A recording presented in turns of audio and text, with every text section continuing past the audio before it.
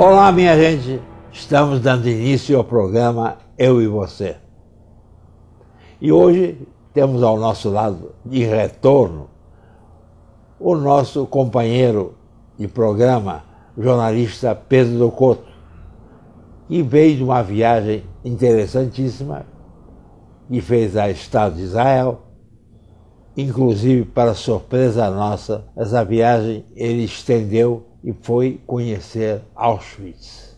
Foi uma viagem inesquecível, não é, Pedro? Sem dúvida alguma, Gerson. Jerusalém é uma maravilha, é uma joia da história universal, é uma testemunha do tempo e que vale a pena conhecer mesmo. Vocês ouviram o que ele disse. Daqui a pouco vamos saber mais detalhes, muito mais detalhes, sobre essa viagem que ele fez e as impressões. Ele fez questão de conhecer o Estado de Israel. E vamos ter outros assuntos. Falaremos sobre aquele assassino norueguês que matou 77 pessoas covardemente e foi condenado a apenas 21 anos de prisão. Falaremos também sobre aquele estilista francês, João Caliero, antissemita, e teve uma surpresa desagradável para ele do governo francês. E por causa disso, contarei uma parábola sobre intolerância, que vocês reconhecerão o motivo. Ô Pedro, nós aqui no programa, sempre que falamos dos casos de corrupção envolvendo políticos, empresas e até mesmo a justiça, sempre lamentamos e cobramos o fato dos envolvidos serem declarados culpados, condenados, mas o fruto dessa corrupção, o dinheiro, não volta para os cofres públicos. Foi assim com o Maluf, com Silveirinha, com a Georgina do INSS e tantos outros casos. Mas, felizmente, para surpresa, acompanhamos na imprensa o ex-senador Luiz Estevão, caçado em 2000 por desvio de dinheiro na construção do Tribunal Regional de Trabalho de São Paulo, vai devolver aos cofres públicos 468 milhões através do grupo OK, pertencente a Estevão. O acordo já foi assinado entre os advogados da empresa e a Advocacia Geral da União, que informou ser esta a maior restituição de dinheiro já obtida em casos de corrupção no país. O acordo ainda terá que ser homologado pela Justiça Federal. Gostaríamos de dizer mais, que a Justiça não fique nos 468 milhões e exige a devolução de mais de 642 milhões desviados também pelo ex-senador Luiz Estevão na construção da mesma obra, o Tribunal Regional de Trabalho. O STF deveria adotar o mesmo princípio, no caso do mensalão, que os culpados da lei da eventual punição sejam obrigados a restituir o dinheiro desviado nas mais tenebrosas transações. Transações nas quais o presidente Lula não acredita, pois ainda agora deu entrevista ao New York Times dizendo não acreditar na existência do mensalão, pois o PT em seu governo já havia assegurado, através de alianças políticas, maioria no Congresso, sendo assim desnecessária a compra de votos dos parlamentares. Com esta infeliz declaração, no mínimo, Lula está debochando da justiça brasileira, sem mais do que provas da existência desse imundo mensalão. Pedro, mas para mim, o que um corrupto mais teme como castigo não é ser preso, mas sim perder a grana que roubou. Sem dúvida, Gerson, até porque a prisão, aquele que é condenado a ela, cumprir a pena, tem sempre a esperança de vê-la reduzida.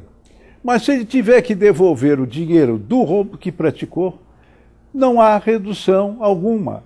A devolução tem que ser total. Aliás, devia ser uma obrigação.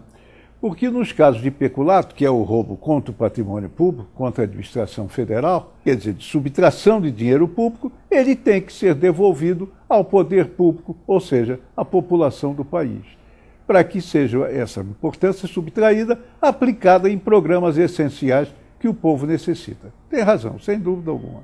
É isso, Pedro. Se não houver devolução do dinheiro, houve metade da punição. Só a prisão não é isso que satisfaz a opinião pública. Nós queremos o dinheiro para ser aplicado, como você bem disse, em algo útil ao Estado, ao município, à nação, ao indivíduo.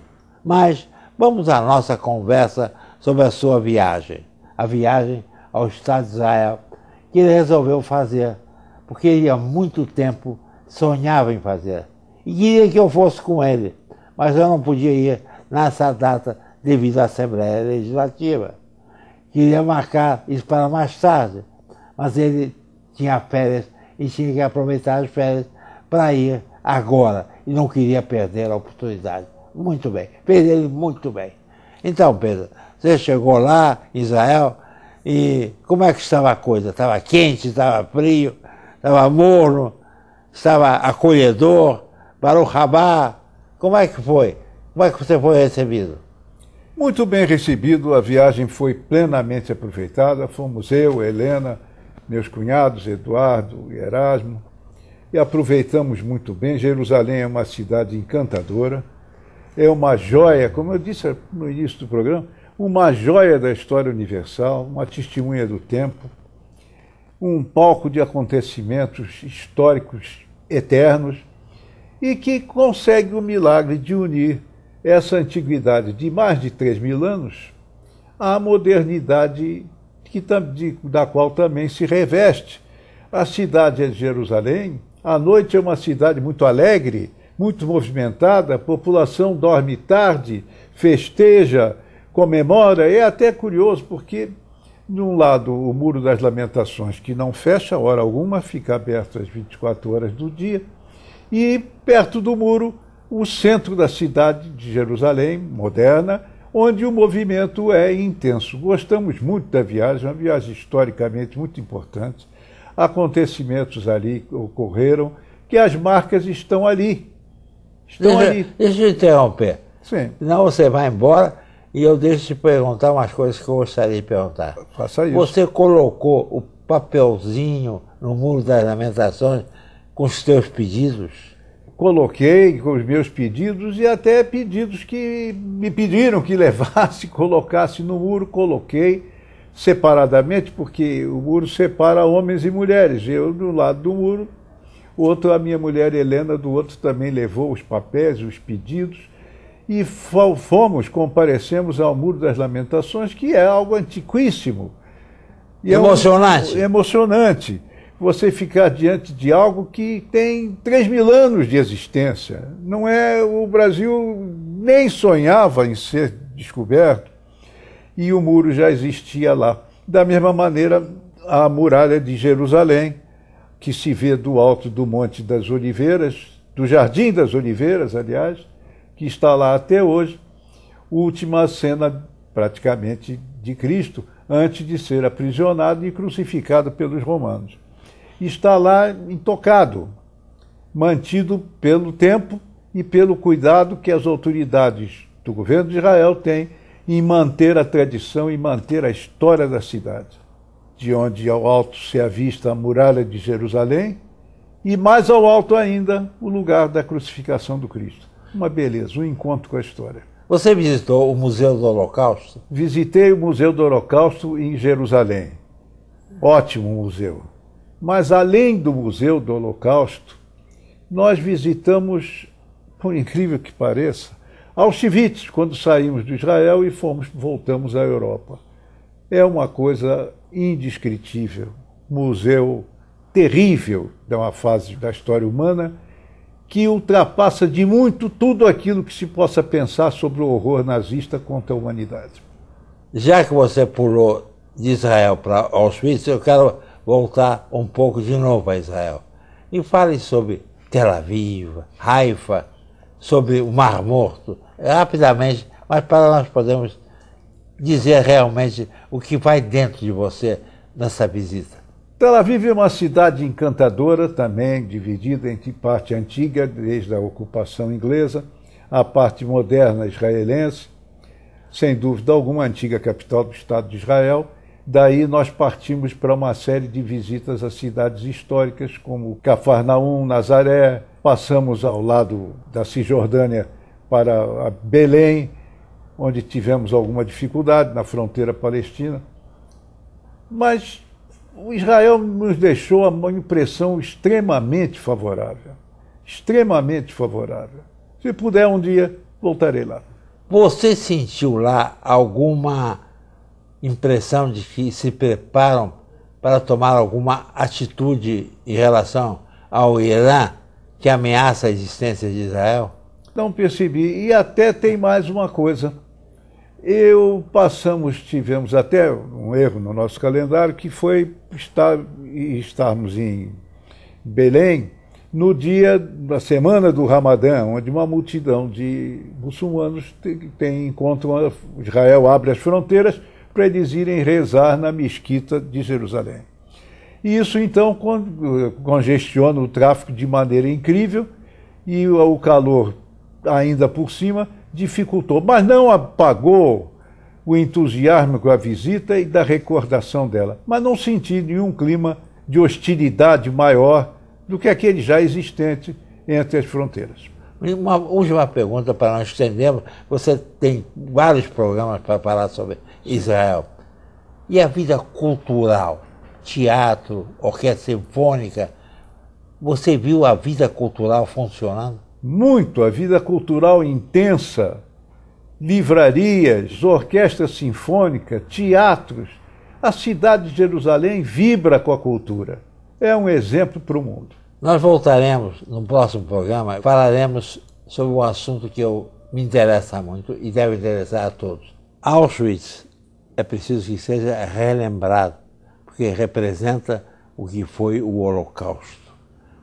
A tragédia contra o povo judeu, mas não só contra o povo judeu, contra outras minorias. Você poderá contar aquilo que você viu, uma imagem do que aconteceu e que nós não podemos permitir que torne a acontecer.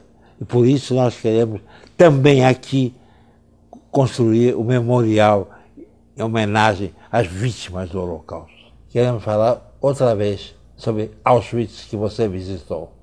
Perfeito, voltaremos. E agora, Pedro, vamos contar alguma coisa que aconteceu recentemente, que nós não podemos esquecer também. Você se lembra do atentado ocorrido em julho do ano passado, na Noruega, quando um homem colocou uma bomba num prédio em Oslo, matando 8 pessoas, e em seguida se dirigiu a uma ilha chamada Utoa, e lá assassinou a tiros mais 69 pessoas, em sua grande maioria estudantes. Saibam que este monstro foi agora julgado e condenado a 21 anos de prisão.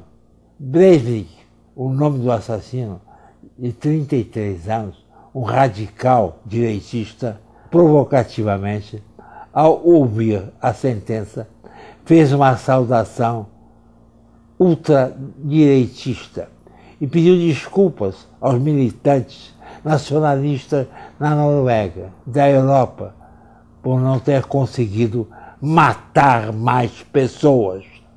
O que mais causou surpresa à justiça da Noruega foi que Breivik e sua defesa fizeram questão que ele fosse julgado como mentalmente sadio, se opondo à promotoria, que chegou a propor que o assassino, ao invés de condenado, fosse hospitalizado.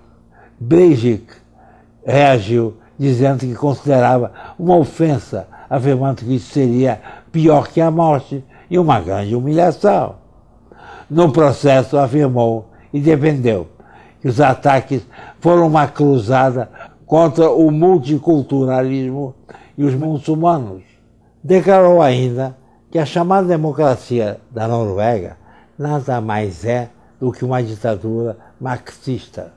Pedro, é surpreendente como um homem que matou 77 pessoas não foi condenado à prisão perpétua.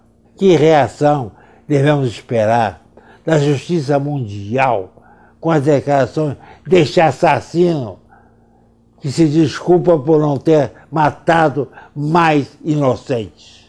Ao não condenar exemplarmente este homem, a justiça norueguesa estimulou o crescimento dos supernacionalistas fascistas, que infelizmente vem crescendo no mundo e que precisam ser contidos através de drásticas punições. Gerson, causou perplexidade, que a prisão perpétua seria o mínimo para um caso desse.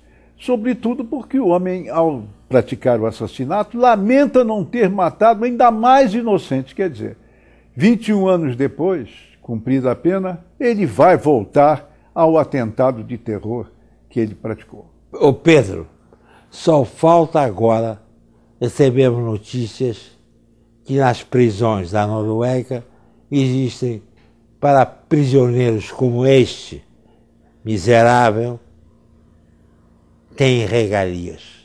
Isso seria o cúmulo, como os boatos que correm por aí. Prefiro não acreditar. Mas, Pedro, tem uma boa notícia.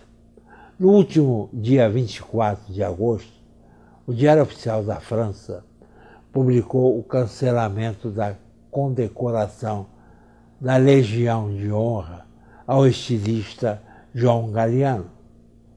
Este indivíduo foi condenado em 2011 por antissemitismo ao proferir insultos a um casal de judeus num bar em Paris. A retirada da máxima condecoração francesa foi assinada através de um decreto datado de 20 de agosto e havia sido concedida a Galliano em 2009. Parabéns ao governo francês, e com essa iniciativa combate o preconceito e a intolerância e reprime os seus adeptos.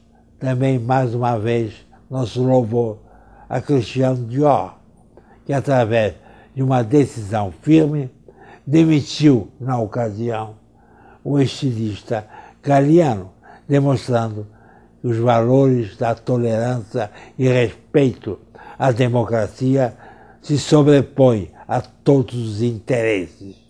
Decisão como esta, tanto do governo francês como da Dior, merecem sempre os nossos mais fervorosos aplausos.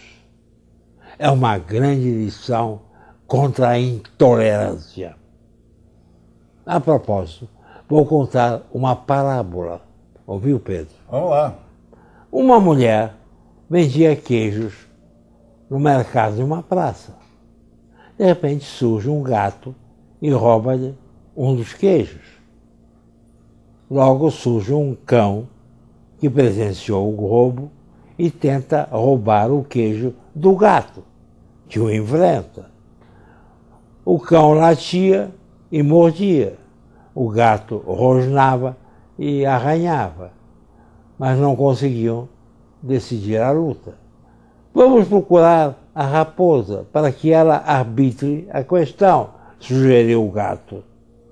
O cachorro aceitou e dirigiram-se à raposa, que ouviu os argumentos e, com ar judicioso, disse: estúpidos animais, por que brigam desse jeito?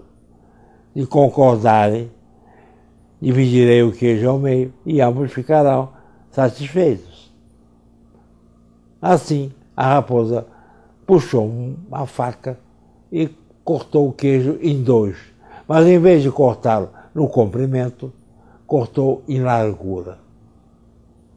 A minha metade é menor, protestou o cachorro. A raposa examinou através dos óculos a parte que coubera ao cão e disse: tem razão, toda a razão. Diante disso, mordeu o queijo do gato e arrancou um pedaço.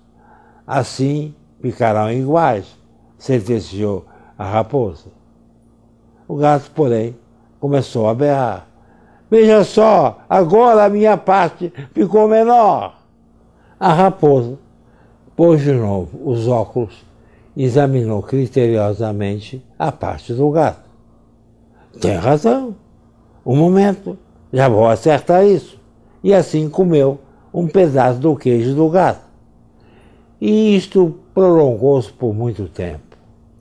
E assim acabou comendo todo o queijo diante dos olhos de ambos.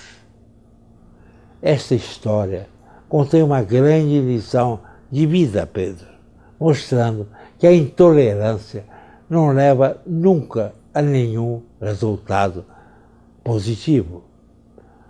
Como o cachorro e o gato que perderam o queijo, também o antissemita Galiano perdeu tudo. Perdeu emprego, prestígio e o reconhecimento público de uma nação. É isso aí, minha gente. Pedro, você gostou da parábola? Muito. Perfeita parábola, perfeita lição de vida. Então, dessa forma, acabamos o programa de hoje. Retornaremos na próxima semana, já com a presença do Pedro Couto, que retorna, com muito prazer para nós. Aqui estaremos na CNT, à mesma hora, e damos o até a próxima semana.